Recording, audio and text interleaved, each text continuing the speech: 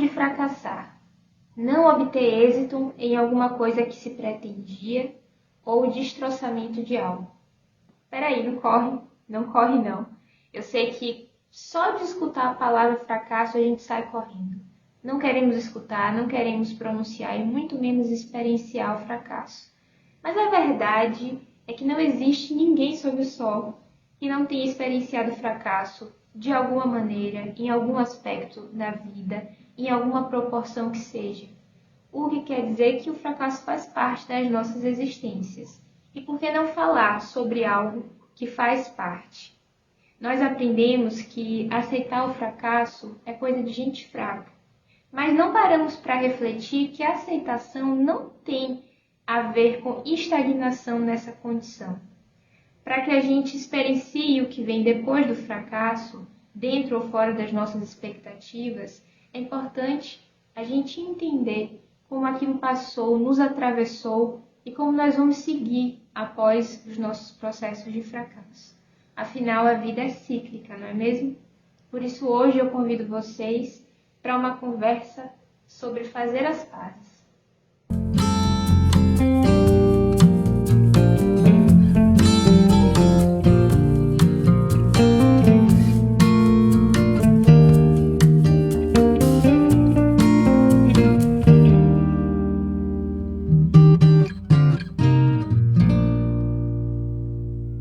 Salve, gente boa! Como é que vocês estão? Espero que bem. Esse é o Calma, o nosso encontro semanal para cuidar da alma. Eu me chamo Samila e vocês podem me chamar de Sam. Eu compartilho através desse espaço interesses e conhecimentos. E hoje eu vim trazer um tema delicado, mas necessário, fundamental, eu diria, para as nossas construções enquanto pessoas em busca de autoconhecimento, de autoaprimoramento. E para a gente começar a falar sobre fracasso e sobre fazer as pazes com o fracasso, eu vou trazer um texto inspirador do Jung, que está nesse livro aqui, Em Busca de Si Mesmo, do psicólogo e autor Marlo Hertdal. Gente, originalmente, esse texto está no livro Estudos Alquímicos do Jung. Eu vou colocar a referência aqui na descrição. E o Jung fala assim: há o nascimento de uma personalidade superior. Expressa isso, essa personalidade superior da gente, através da carta de uma antiga paciente que compartilha sua transformação interior, consequente do contato com alguns aspectos sombrios, que, como nós já vimos em outros vídeos, são os aspectos reprimidos ou não trabalhados, porque não foram estimulados no decorrer da vida, e etc. Então vamos ao texto. Do mal, muito me veio de bem. Conservar a calma, nada reprimir, permanecendo atenta e aceitando a realidade, tomando as coisas como são e não como eu queria que fossem. Tudo isso me trouxe um saber e um poder singulares. Sempre pensara que ao aceitar as coisas, elas me dominariam de um modo ou de outro. Mas não foi assim. Pois só aceitando as coisas poderemos assumir uma atitude perante elas. Agora, jogarei o jogo da vida, aceitando aquilo que me trazem o dia e a vida, o bem e o mal, o sol e a sombra, que mudam constantemente. Dessa forma, aceitarei o meu próprio ser com o seu lado positivo e o seu lado negativo. Tudo se tornará mais vivo. Como fui tola! Eu pretendia forçar todas as coisas segundo as minhas ideias. Não sei se vocês perceberam, mas eu me emocionei no decorrer do texto. E todas as vezes que eu leio, eu me emociono novamente, porque me toca profundamente. E me vem assim com muita clareza, o que talvez para alguns seja um clichê, mas a palavra aprendizado. Pode parecer um clichê, mas para mim soa como um princípio básico da vida, universal, eu diria, porque nós vivemos em um mundo cheio de dualidades, um mundo complexo, dividido a nossa percepção dividida e o nosso aprendizado determinado em perceber as coisas assim, como boas ou ruins, certas ou erradas, belas ou feias. Eu já repeti isso em vários vídeos por diversas perspectivas. Isso faz com que a gente busque o foco sempre no bem, no belo, no bom. E exclua uma outra parte que é fundamental também nas nossas vidas. E fazer as pazes com essa outra parte, que é a excluída, a feia, não é para que isso se torne a nossa forma de viver, de ser e de estar, mas para que nós possamos nos tornar cada vez mais integrados na nossa inteireza. E assim, a partir disso, saber viver com mais saúde, saber viver com mais aceitação de toda a nossa complexidade e de toda a amplitude e diversidade também de tudo que está aqui proposto nesse mundo, das outras pessoas, das situações, porque tudo é muito mais do que as nossas expectativas englobam. Vocês concordam comigo? A paciente de Jung fala assim: do mal muito me veio de bem. Eu entendo que nós reconhecemos o bem como as expectativas que nós criamos. Nós planejamos, projetamos, sonhamos, queremos realizar o que quer que seja. E quando essas expectativas são frustradas, quando elas caem por terra, as nossas projeções, aí vem o ruim, vem o mal. Ou o mal também pode nos atravessar por incidentes, por processos mesmo de perda, dolorosos, que requer tempo e todo o amparo para que seja trabalhado, ressignificado, processado, para que o que nos atravesse não nos carregue. Não sei se vocês conseguem entender assim. Mas que a gente, ao invés de sermos carregados, a gente chegue a um outro lugar a partir disso. E quando ela fala que esse mal trouxe o bem, é como se não houvesse mais esse lugar das expectativas, mas que ela permitiu que esses atravessamentos colocassem ela num novo lugar. E ela parou para enxergar, para perceber esse novo lugar que ela estava. E é claro que nesse processo, nem tudo são flores, muito pelo contrário. Para a gente se permitir experienciar a vida com a verdade que ela nos traz, com essa aceitação, é tempo. É um compromisso com a gente mesmo, de se buscar, de se conhecer, de ressignificar, de buscar auxílio quando se faz necessário, de se permitir, acima de tudo, aceitar a nossa condição e, ao mesmo tempo, não parar nela, seguir, continuar nadando, seguir nadando sempre. Eu digo isso tudo sem simplificar nada na nossa experiência. Outros dias, eu estava num processo de ruminação, de pensamentos, e eu compartilho isso porque eu sei que é algo comum. Às vezes a gente, parece que nós estamos cegos para o que vem de fora, que a gente fica num processo de ruminação vinculado às nossas frustrações. E quando uma frustração surge, às vezes a gente vai tirando do baú todas as outras que nós já vivemos. E é justamente nesse momento que é importante a gente entender e celebrar quantas vezes nós recalculamos as nossas rotas. Quantas vezes a gente buscou um caminho para ressignificar e para seguir, para continuar nadando. Então, essas buscas e essa decisão de suportar, que é o mais difícil, suportar a dificuldade e transmutar progressivamente, se permitir ir para um outro lugar que às vezes é completamente desconhecido, é doloroso, mas também é engrandecedor. E eu acho que é isso que faz parte do nosso processo de maturação e faz com que a gente aprenda essa dança do saber viver, do saber se conduzir na vida. Porque quando a gente se flexibiliza para essa mudança, para essa nossa necessidade de recalcular a mesma rota, não quer dizer que é uma flexibilidade ruim, sabe? Eu acho que quanto mais a gente se conhece, quanto mais a gente constrói bases sólidas nesse nosso autoconhecimento que integra o que da gente é bonito e que a gente quer expor, do que a gente é, entre aspas, feio, que a gente quer reter. Quanto mais a gente vai integrando isso, mais vai construindo uma base sólida para que nesses momentos de recalcular a rota, exista ali a nossa essência, orientando as nossas escolhas, os nossos passos. E ao mesmo tempo a necessidade de flexibilizar o nosso ego, porque tudo está em constante movimento, inclusive nós mesmos. Então, às vezes, o que a gente projetou aqui não cabe mais ali. Mas a essência daquilo pode estar sendo realizada, só que de outras formas, em novos contextos. Essa semana uma grande amiga minha falou para mim isso. Ela falou assim, Sam, lembra que quando você saiu da escola, lá atrás, você foi fazer jornalismo?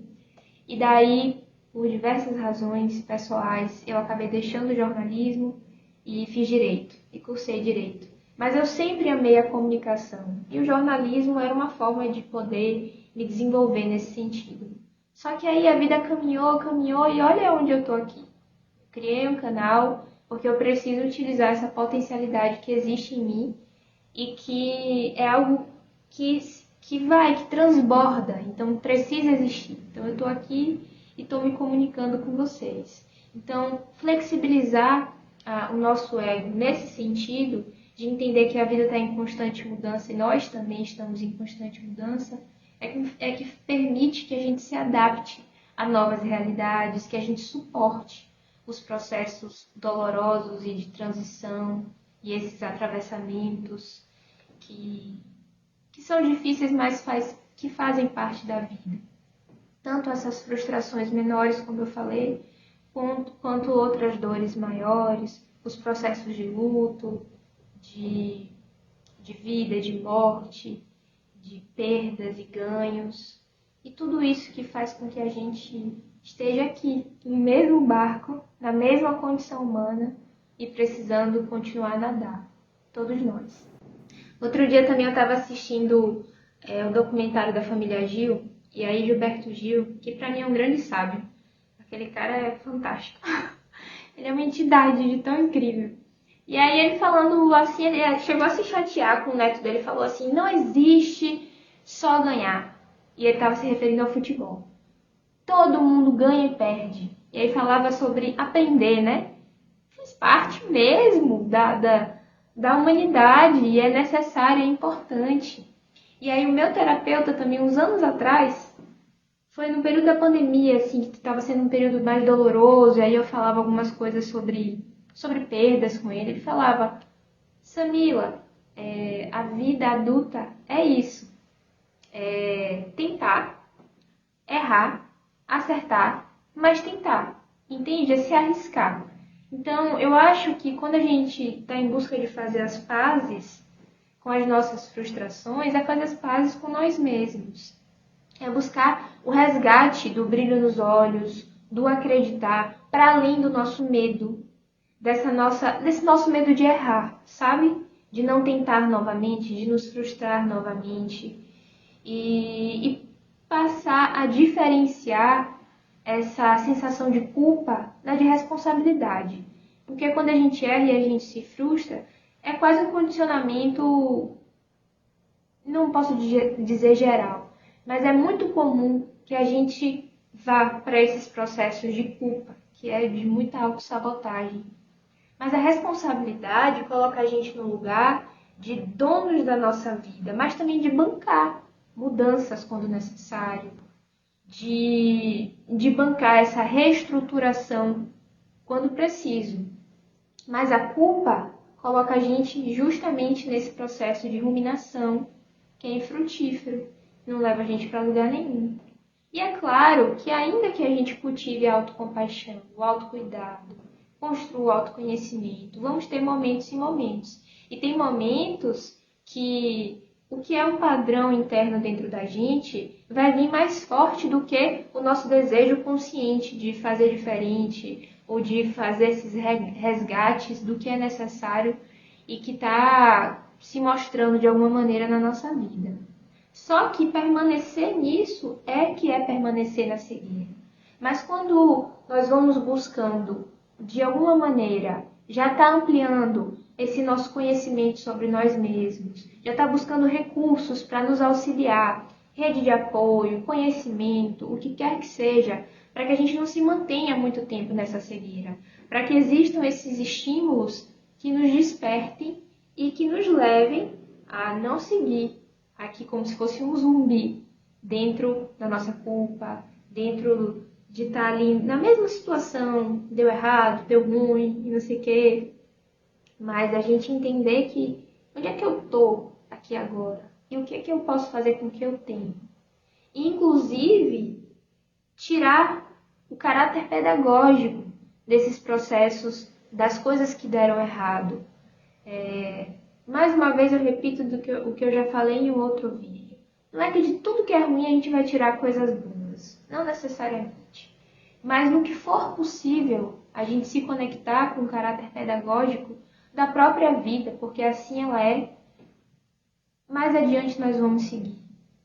Mais força nós vamos ter para suportar quando for necessário, para transmutar quando for possível e para aprender, errar, acertar, aprender a continuar, a perder, a ganhar e a viver. Afinal, viver é isso também. Eu queria propor então a vocês que pegassem mais uma vez papel e caneta para a gente fazer um pequeno exercício, para que vocês possam escrever o que vocês acreditam ser motivo de celebração, de realização e motivo de frustração. Eu queria que vocês também fizessem uma reflexão onde a frustração já levou vocês e sobre a responsabilidade de si mesmo nessa caminhada, seja de se manter ou de transmutar, mas que não leve para um lugar de culpa, porque senão não faz sentido o exercício existir e pode fazer mal. É num lugar de trazer clareza e talvez de trazer novos rumos. O que é importante também, que eu também peço para que vocês escrevam, é um comparativo de vocês sobre sucesso e fracasso. Esse sucesso que vocês reconhecem como tal, de onde veio? Quem trouxe para vocês essa concepção? Tem a ver com o que vocês realmente reconhecem como tal? Vocês já experienciaram esse sucesso? E esse fracasso? Já foi experienciado? Como é que vocês sentem isso no corpo, na vida? Quando a paciente de Jung fala sobre encontrar um lugar de calma consigo mesmo, em alguns momentos da minha vida, é claro, de forma mais especial, eu pude acessar esse lugar de calma. E para mim faz todo sentido, porque não é só uma calma de presença, mas é uma calma de espírito.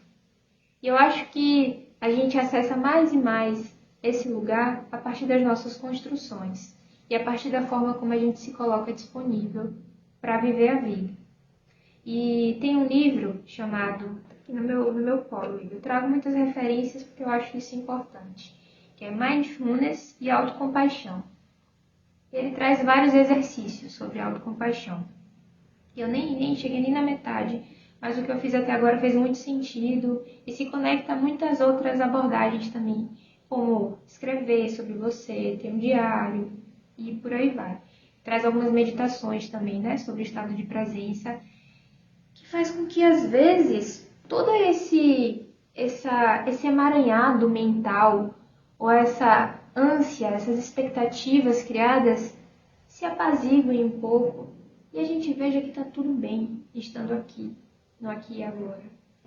E esse aqui e agora faz a gente experienciar o que está posto com um gosto diferente. É um gosto gostoso da nossa própria companhia, do nosso próprio corpo, do que a gente tem ao redor, sabe? Do vento, como a gente sente, do gosto das coisas, do que a gente está enxergando. Faz diferença, é diferente. E é viver sob um estado meditativo. Eu não consigo viver assim ainda, mas eu tenho momentos assim e são momentos muito significativos para mim. E depois de escrever essas coisas, ou antes até para que haja uma conexão consigo mesmo, respira, se coloca mais presente, Sente o seu corpo e se acolhe também nesse lugar de autocompaixão, se toca, presta atenção no seu próprio toque, faz um carinho em si mesmo, planta firme os seus pés no chão, sente a sensação de estar tocando no chão, de estar presente em quem você é, no aqui e agora.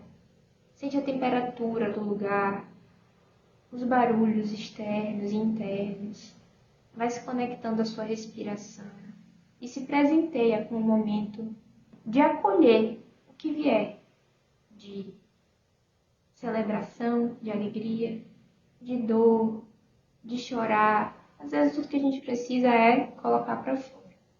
Mas é claro que se sua situação for além, lembra sempre que pedir ajuda é fundamental em certos momentos. E isso não nos faz piores ou melhores. Isso nos faz humanos. Isso eu sou, você é, todos nós somos.